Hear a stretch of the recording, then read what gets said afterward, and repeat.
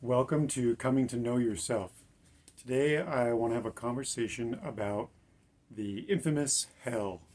It's probably one of the biggest topics, and a lot of people make some very important decisions about what they believe and how they run their life based on this concept that's floating around in the world about what or if there is this place called hell.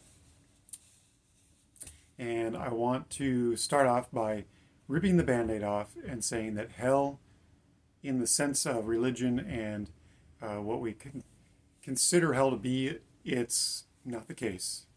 Hell is not a place, and no one is going to hell after they die. And in order to understand why, we need to talk about a few things. And the first thing to understand is what reality actually is. So we need to go back to the beginning of all time. Before the universe came into existence and before God awoke to reality to even consider such a concept as hell. And so in the beginning, infinity itself was everything, all at once, but at rest. Nothing had been manifested, nothing had been created. It was almost as if nothing existed. But it was more that within every single point of space and time in all dimensions, every possibility existed, but they were all at rest. And so, in the beginning, the first thing that needed to come into existence was a force that would move reality to create or manifest something, anything, to come from infinite possibilities within all of infinity. And so that force is what is called relation. And relation is the act of awareness. When something is aware of its environment and itself, it is relating. And when something is relating to its environment and itself, it is aware. So they're both one and the same thing. And so this force was the first thing to come into existence, which was the force of relation, which is also the awareness, an all-encompassing awakening of infinity. And we call this awareness God. It is the I am. At this time, at the beginning of all of existence, every single dimension of all of reality awoke into this consciousness. And what it awoke into being was love. Because when something is relating, it is in the process of the attributes of love. Because the attributes of relation, unity, harmony, balance, consistency, reliability, equality, and you can go farther into the more nuances of kindness, forgiveness, compassion, empathy, sharing, listening, connecting, uniting. All of these things have to do with the force of relation, and so they are the attributes of love. And so this being, or this awakening of infinity, was the first force, which is relation. Nothing can exist without everything relating, uniting, in balance, harmony, unity, all the attributes of love. But at this time when infinity awoke, it was every single dimension of consciousness and awareness. The first thing to come into existence was that force of relation, which is consciousness and awareness. And we all know that we have consciousness and awareness. We are a part of that force, but so much more than just a little piece of it. these human bodies are not who we are. They are a biomechanical machine, an avatar, a vessel, an extension of consciousness. And consciousness and awareness are not part of the brain.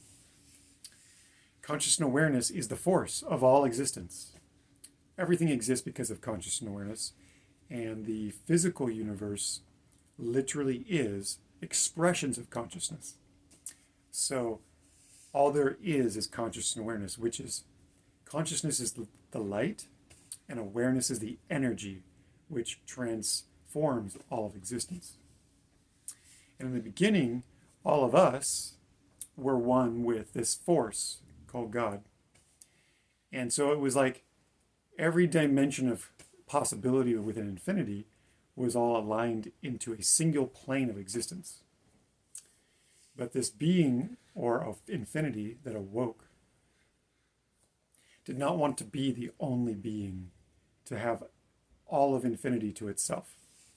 And so this being that we call God, the Father of all creation, took each dimension of consciousness and awareness and divided them infinitely in all directions.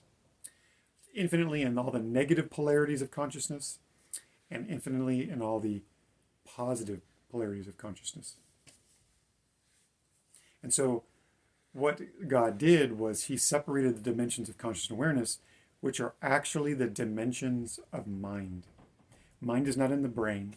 The brain interfaces with the mind, but the mind is a spiritual place.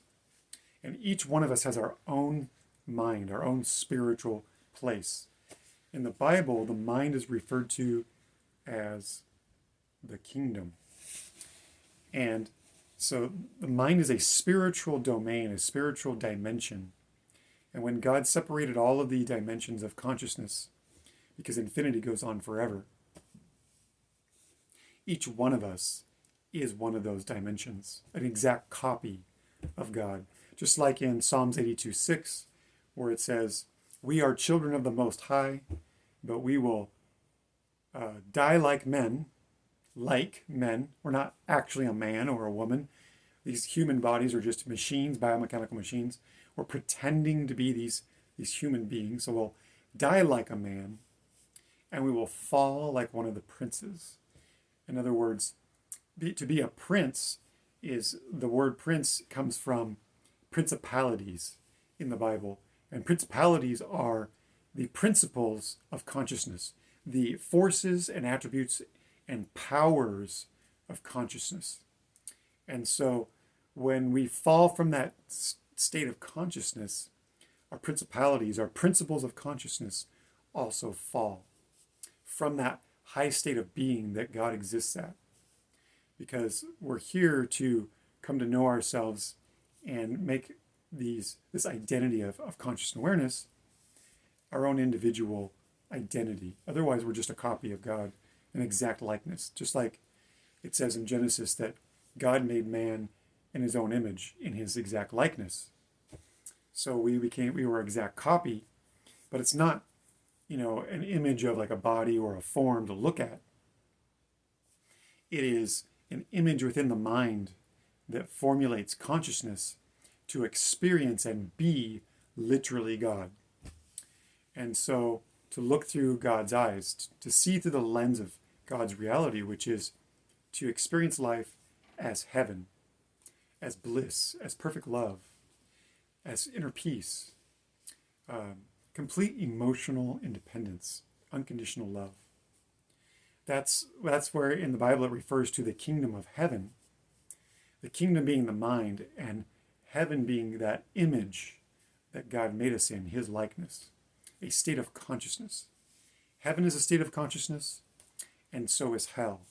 Hell is a state of consciousness. Within consciousness, there is two polarities, the positive polarity and the negative polarity. And so hell is a metaphor, a spiritual metaphor for the negative polarity of consciousness within the kingdom of the mind. And so when you're experiencing the kingdom in the negative polarity, called hell, you're experiencing the darkness. And when you're experiencing the heaven of the kingdom of the mind, you're experiencing the light. That's why in the Bible it says, when thine eye be single, then thine whole body be full of light. But if thine eye be just a little bit of darkness, then thy whole body is full of darkness.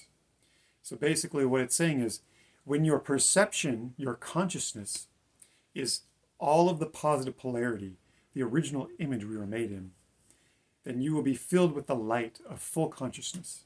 And your whole body, not your physical body, but your soul, your being, will be filled with that consciousness, that high state of being.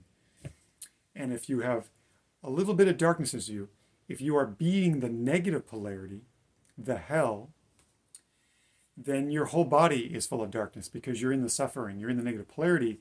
You can only be one or the other. It's kind of like when Jesus says, you cannot put new wine into old wineskins. You cannot be both. You have to choose one or the other. The wineskin is the heart, and the wine represents the lifeblood of the spirit, the soul, which is consciousness and awareness. And so an old heart, trying to fill it with the new consciousness, the positive polarity, when the heart still has a little bit of darkness in it, still has a negative polarity, then it's still in that darkness and that negative polarity, and the heart will not be made whole or holy. You'll still be in that divided heart, which also gives you a divided mind. So then your eye is not single, it's divided into two, dark and light. And so the hell is actually a state of mind. And the human existence really is that negative polarity. It is the contrast so that we can come to know who we really are, beings of light and love and energy. If you are infinity, which you are a copy of God, you are a copy of all of existence, pretending to be a human, then how can you see yourself? You are infinity. You are everything. Each one of us is a copy of infinity. Each one is a separate dimension of the mind or the kingdom of consciousness and awareness. And so we pretend to be humans so that we get contrast. We're in the darkness, kind of like a negative on a film. In order to see the picture, and you put light through the negative so you can see the pictures. So this human existence, this experience, is the negative, the darkness, the negative polarity. So that when we go back into the light and the light shines through this experience of the darkness, then we can really understand and see the whole picture of who we really are as spiritual beings, as conscious and awareness.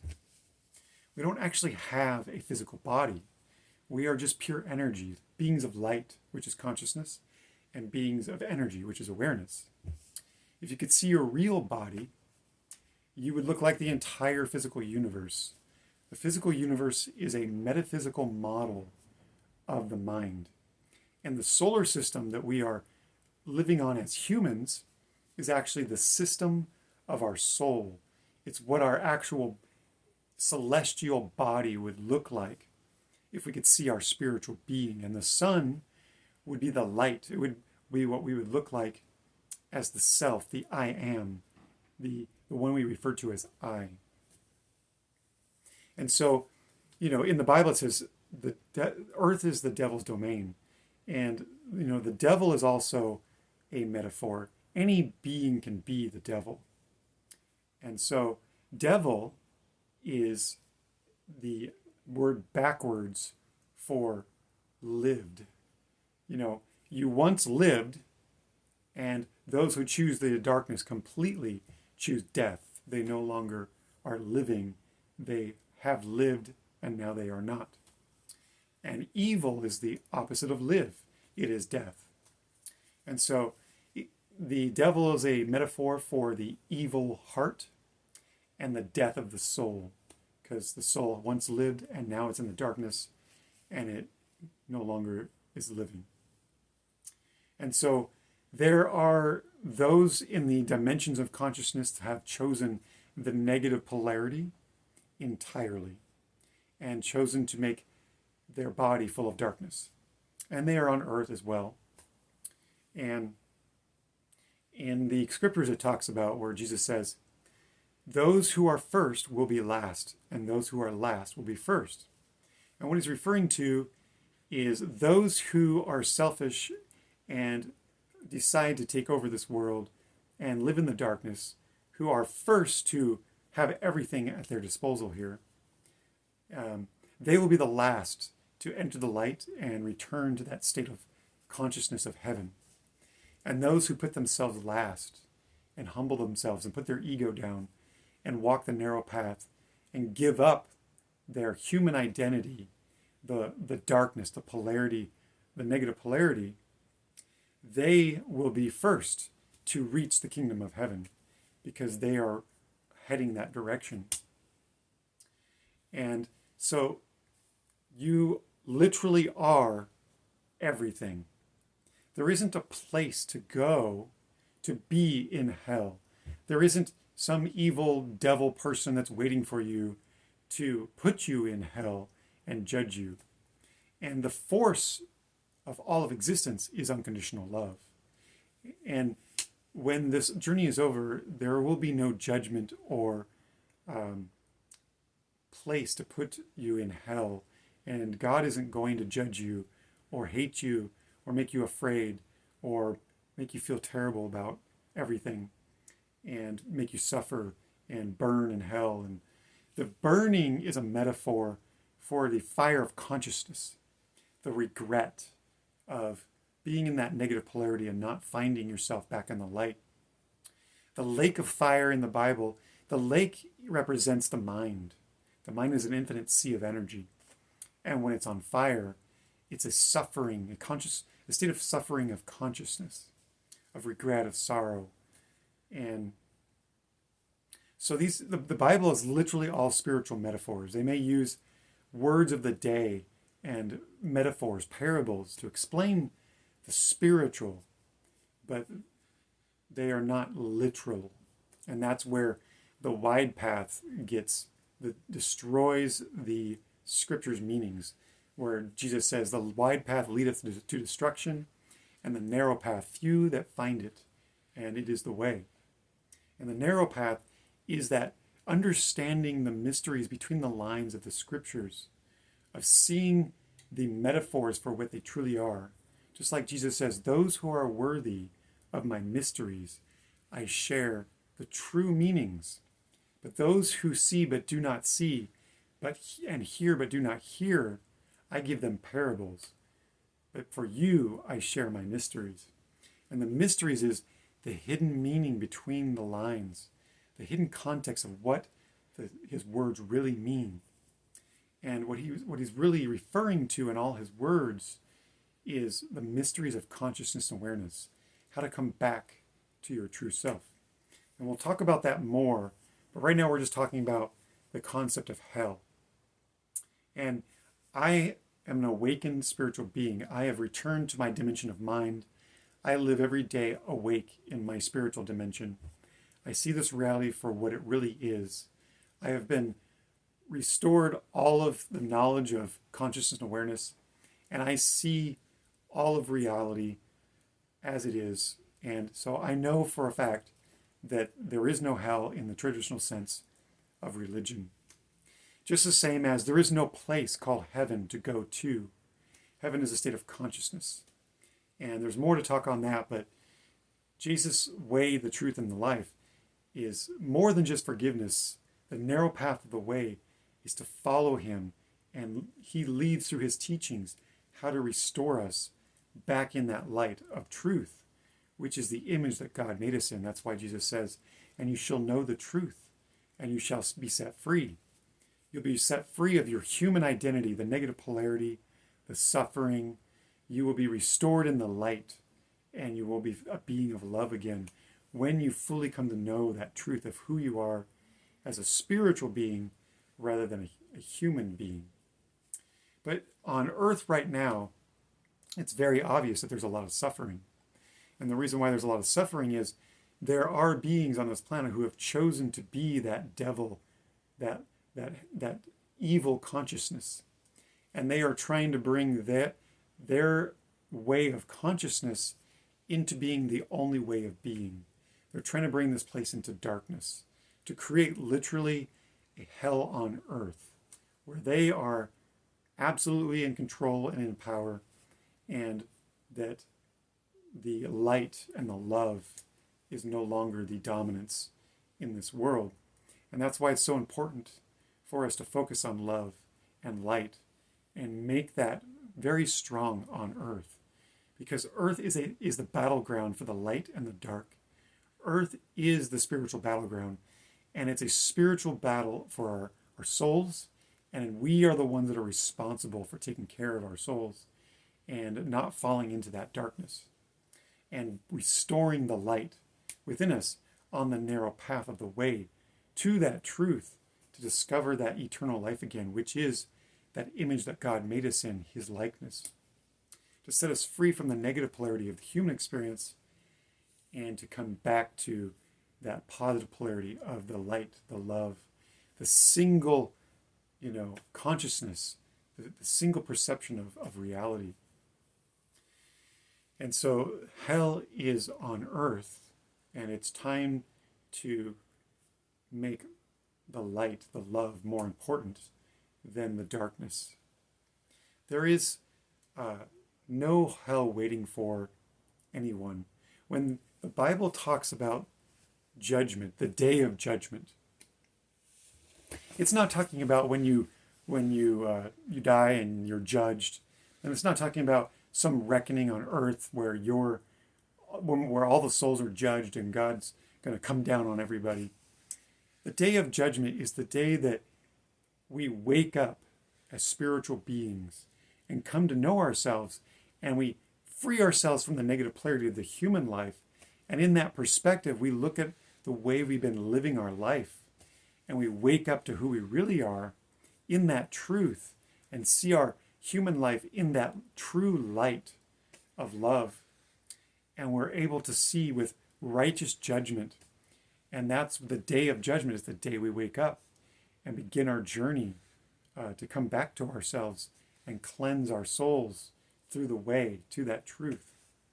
And so we actually judge ourselves through that divine love for the good in us, to come back to self-love and loving ourselves.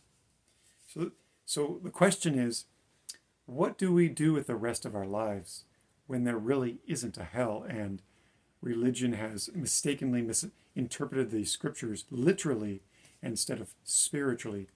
And so many people are believing in the fear of a hell and making their decision and their faith in what they believe in based on fear, rather than a conscious decision to empower themselves and have a true relationship with God, who is actually love, just like in John 1:4-16, where it says God is love, and those who abide in love, God abides in them. And so love is not fear, it's not torment, it's not judgment. Just like Jesus says, thou shalt not judge, or lest you be judged with the same merit you are judged with. So God would be a hypocrite if he's going to judge others, because then he's going to be judged with the same merit. And so love is freedom, forgiveness, compassion, kindness, gentleness. Love is not there to torment or put you in a fearful state of hell. Love is there to embrace you and help us learn and transform and become more than what we are. It's not what we have done or where we have been. It is where we are going on the path of the way back to ourselves and who we will become. Just like any father, we want the best for our children, and we want to always support the development of our children, and we would only ever forgive our children for their mistakes, regardless of what they believe in life is. And you know how children want to do their own thing and make their own way. God knows we're trying to make our own way, but he also knows that someday we will come to know the one way back to heaven. that state of consciousness, because it's not a place. It's a state of consciousness that we fell from. And Jesus has that way. He teaches the way to that truth, the way to live life in the righteousness, to always be in that eternal path of the way, the narrow path. That's why Jesus says, thus it be so that we fulfill all righteousness, to fulfill all right choices for ourselves, so that we're always living in the way to be in that high state of consciousness in heaven, that heavenly state of being, so we don't fall back into the negative polarity again and experience the hell of suffering. I don't know about you, but before I transcended the ego and woke up as a spiritual being and came back to the light and discovered the truth of who I really am, I was in hell. My daily life, my mind was in suffering. My heart was broken. I was already in hell. And so the way that Jesus teaches is how to come back to ourselves in that light and to fill ourselves with that love. So let go of this whole concept of hell. We literally are everything. There is nowhere to go. We are infinity itself, experiencing a false experience, a contrast of what we are not, to see who we really are. How can you know love and peace if you don't experience the hell, the suffering on earth, so that when you come back to yourself, you can truly appreciate and know what it really means to have peace and love. So today is the day you can let go of the concept of hell and really reevaluate what you believe in and how you want to live your life. There's no judgment. There is no hell. However, if we don't come to know ourselves in the light, the only recourse after this life is to come back in another reincarnation and connect ourselves to a human body and try again to transcend this negative polarity and come back to knowing ourselves. Where can you go if you don't even know yourself as who you really are? And so we have eternity to come to know ourselves. There is no judgment. We can just keep reincarnating until we come to know ourselves. Just like in the Bible, they removed a lot of the reference of reincarnation in the Bible. And, the other spiritual theologies, or, Buddhism isn't really even a theology. It's just a way. It's a similar teachings of the way. And reincarnation is a very real thing. They may have removed most of it from the Bible. There is one scripture about how John the Baptist, where Jesus says, if you will have it, John the Baptist is Elijah returned in the prophecies. And what he's saying is, if you will believe in reincarnation, John the Baptist is Elijah. And so reincarnation is not just for prophets. It is also for those who do not come to know themselves as spiritual beings. Just as they removed the Gospel of Thomas but in the Bible, from the Bible, but in the Gospel of Thomas it says, when you come to know yourself, you will become known, and you will know that you are the sons of the living Father. But if you will not come to know yourself, then you will dwell in poverty, and you will be that poverty. And what that poverty is the negative polarity. The poverty is the hell, the suffering. And so we are that suffering. We are that hell. Our consciousness, we're experiencing that state of consciousness daily, trying to free ourselves from that suffering. And so it is important for us to come to know ourselves as spiritual beings and transcend that darkness and release ourselves from that hell. Only we can walk the path and come to know ourselves in that narrow path of the way. And Jesus says, few there that have found it, the narrow path of the way. It's better it's more likely than a camel to pass through the eye of a needle than it is for someone to find the kingdom of heaven, because so many people are so caught up in the falseness, the human delusion of the human life, or believing in the human misunderstanding of the scriptures, that few find the way back to themselves. And so this channel is about coming to know yourself, and I try to make a video each day trying to help show the way, reveal the mysteries that those who do not have spiritual sight see the scriptures, but they do not understand or see them. They hear the words, but they don't see the true context or hear the true understanding. They only hear the parable on the surface, whereas Jesus is trying to show people that there are mysteries to his teachings, and he only shows those who are worthy his mysteries. And those who are worthy are those who are the most humble, those who listen internally, not to what the agenda of the religions and opinions of people, but to really listen inside to the conscience, to the spirit, to humble ourselves of our ego, of all of our beliefs, all of our knowledge, and really listen inside for that spirit to show us the way. The Comforter will come, and the Holy Ghost, the voice of truth, will show you those mysteries and give you that understanding. They are the metaphors for the secrets of consciousness and awareness, your true being.